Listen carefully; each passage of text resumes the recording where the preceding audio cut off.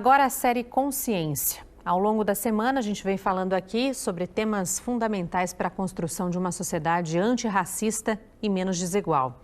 Ontem, por exemplo, nós tratamos dos crimes de racismo e de injúria racial. E sobre esse assunto cabe um esclarecimento aqui. Ao mostrar o caso do produtor musical Tiago Oliveira de Souza, vítima de uma ofensa racista, a nossa reportagem disse que o processo estava em andamento e o réu tinha sido condenado em primeira instância. Na verdade, numa decisão recente, no dia 10 de novembro, posterior à gravação com a nossa equipe, a Justiça de Campinas extinguiu o processo. Isso porque a vítima não prestou a queixa-crime dentro do prazo de 6 meses. Bom, feita essa correção, vamos então para o 4º episódio da série. Hoje o nosso assunto é a força do afroempreendedorismo. Nesse 19 de novembro, Dia Internacional do Empreendedorismo Feminino, a nossa equipe mostra histórias inspiradoras.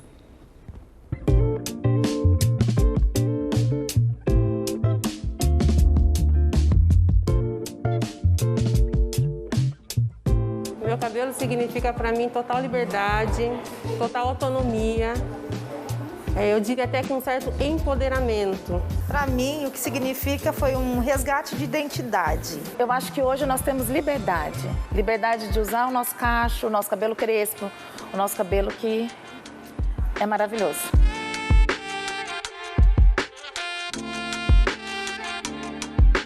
É assim que essas mulheres se reconhecem hoje, com os cabelos naturais. Mas para chegar até aqui, o caminho foi longo e de muitas negações. Então eu comecei a alisar o meu cabelo. Todos os lugares que eu ia era uma escova, era alisamento mesmo, progressiva, porque eu não me aceitava. Eu falava, não, a mulher, o padrão de beleza da mulher, ela tem que ter o cabelo liso. Que é um padrão que a sociedade impõe pra gente. E aí, na primeira oportunidade, eu comecei a alisar o meu cabelo com pente quente. Até me tornei escrava desse pente quente. Me realizei, porque eu tinha os meus cabelos caídos nos ombros. Mas eu não podia sair de casa sem o bendito do guarda-chuva. É de dentro para fora esse elo, essa ligação. Não é simplesmente virar a chave e pronto. É um processo complicado. Até porque, como assumir os cachos se por muito tempo era difícil encontrar salões especializados? A Luciana, que também viveu essa experiência, encontrou uma oportunidade. Quando você anda pela cidade, nos lugares, você não vê salões voltados para cabelo cacheado. Poucas pessoas olham para esse mercado. E eu resolvi olhar para esse mercado que, na verdade, na minha cidade praticamente não tinha. Então, nós passamos por essa transição. Eu, dentro do salão, passei por essa transição do cabelo liso para o cabelo natural. Começa-se, então, falar sobre cabelo natural, sobre usar o cabelo natural, e nós começamos a incentivar as clientes a usar o cabelo natural. Luciana empreendeu por necessidade. Não tinha com quem deixar meus filhos, eu trabalhava em um salão de beleza e comecei a ter dificuldade com quem deixar meus filhos. E aí eu comecei a trabalhar dentro da minha casa, num quartinho dentro da minha casa. Ali eu atendia, eu conseguia atender as clientes e olhar as crianças ao mesmo tempo. Dali começou a crescer, eu fui para uma casa maior, montei o salão na sala da minha casa, comecei a trabalhar na sala. Foi quando eu lancei a linha de produtos. E quando eu lancei a linha de produtos, minha clientela aumentou e aí eu vim para esse espaço aqui onde eu trabalho hoje com 13 pessoas. Mas chegar até onde ela está hoje foi bem difícil. Eu venho de uma criação onde a gente precisava trabalhar para se manter, para comer, beber e tal, então eu não tive estudo. Então, quando eu comecei na área, a primeira dificuldade que a gente encontra é você chega nos lugares, no banco, para conseguir um crédito, para dizer que você quer montar alguma coisa. Quem é você? Você é formada no quê? E eu não tinha formação negra, o negro não aparenta muita idade, então eles falavam, puxa, uma menina, ainda tinha aquela questão que essa menina, precisa de crédito para montar e tal. Então, na época, eu não consegui crédito para montar o meu estabelecimento e eu decidi começar na raça mesmo. E aí eu tive que contar com a ajuda de pessoas que acreditaram em mim, acreditaram que eu ia conseguir. Então, marceneiro, vidraceiro, foram pessoas que me deram crédito para a montagem do salão. Porque quando eu comecei a montar o salão, eu não tinha R$1 para a montagem do salão.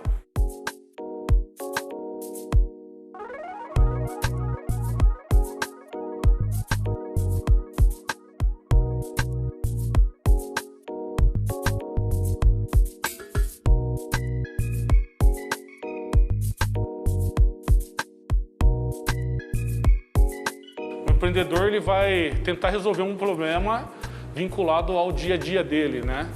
Então, quando a gente fala de afroempreendedorismo, então ele tem características únicas e típicas do meio que você vive. Então, por exemplo, pelo fato da população, de existir aquele processo que a gente chama de gentrificação, onde a população negra ela vive na periferia, né?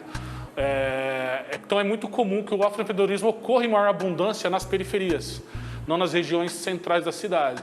E nas periferias, né, o que a gente fala, o ticket médio é um pouco mais baixo, né? Até porque a renda também é mais baixa na periferia. Então o afroempreendedorismo ele tem algumas características típicas do tipo ser mais periférico, ser de atuações menos complexas, então são normalmente trabalhos do tipo cabeleireiros, bares, lanchonetes. Normalmente o afroempreendedor periférico, ele vai empreender muitas vezes por sobrevivência. Então ele não teve aquele tempo de preparar, estudar, né, como empreender no negócio, o que é um fluxo de caixa. A questão do crédito, você consegue contornar ela, então, no meu ver, cuidando do score, com sócios, pessoas que estejam interessadas em investir, e velocidade, conseguindo vender mais rápido do que você estaria habituado. Grande parte desses afroempreendimentos também funciona na informalidade. Para o crescimento, ele vai ter que procurar essa formalização do negócio dele, entender o melhor contexto contábil e tributário para ele e conseguir fazer conexões. Então, ele sair desse contexto apenas periférico e começar a conectar com o resto da cidade, com outras regiões periféricas e também com a região central. Ou seja, existe dificuldade no momento de abrir o próprio negócio e para manter o negócio. Você tendo uma política pública de apoio, sem dúvida você vai ajudar a fomentar isso. E é extremamente importante. O afroempreendedorismo, além de ser uma fonte de renda, é também um resgate da ancestralidade e luta contra o racismo e a discriminação. Inclusive, quando se fala nesse tipo de empreendimento, grande parte dos afroempreendedores operam priorizando parcerias com outros negros, até por muitos serem influenciados por valores ancestrais, como a filosofia africana conhecida como Ubuntu ou Ubuntu, que, dentre outros significados, traz a importância das alianças, dos relacionamentos entre as pessoas, traz uma visão de comunidade. Cria-se, então, uma teia de conexões entre eles. Um afroempreendedor que consegue fazer o próprio negócio crescer mostra que há um mundo de possibilidades para outros negros e acaba contribuindo na busca de tentar diminuir toda essa desigualdade social.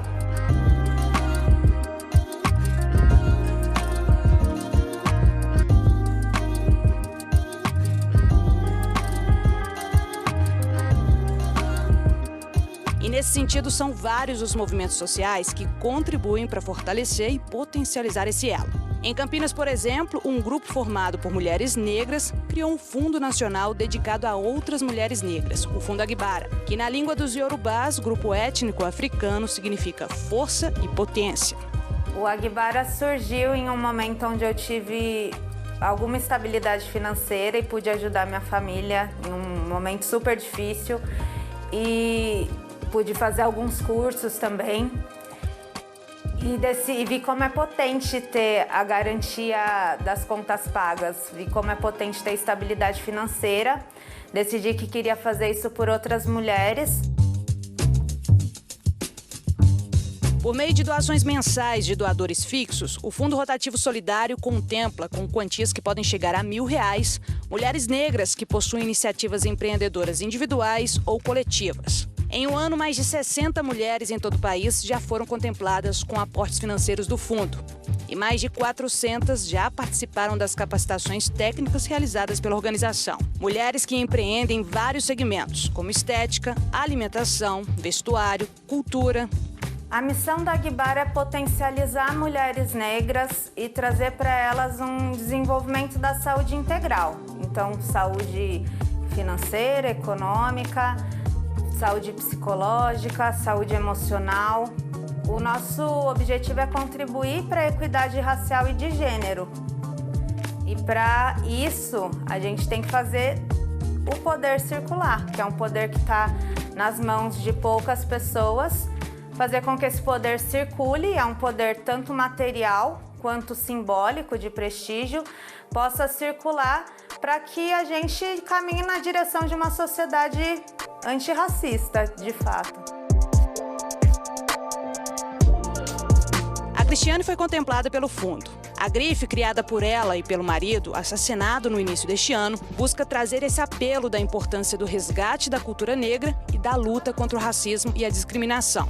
A minha contribuição é isso, é fazer buscar aquilo que muitas vezes as pessoas acreditam que estava apagado, mas não. Em cada peça da grife, imagens, desenhos, retratos que valorizam a história e legado da população e da cultura negra.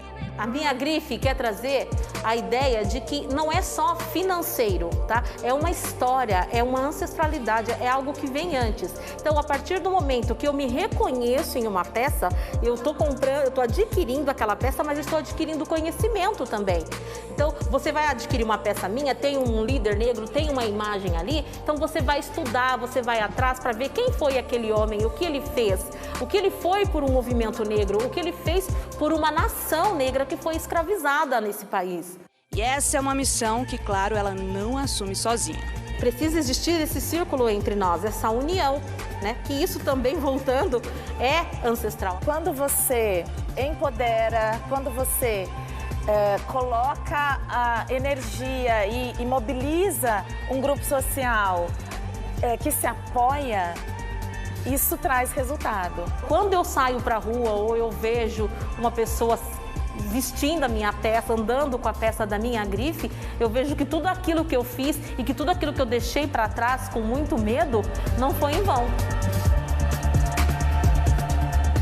Se estamos comprometidas com um projeto de transformação social, não podemos ser coniventes com posturas ideológicas de exclusão que só privilegiam um aspecto da realidade por nós vivida.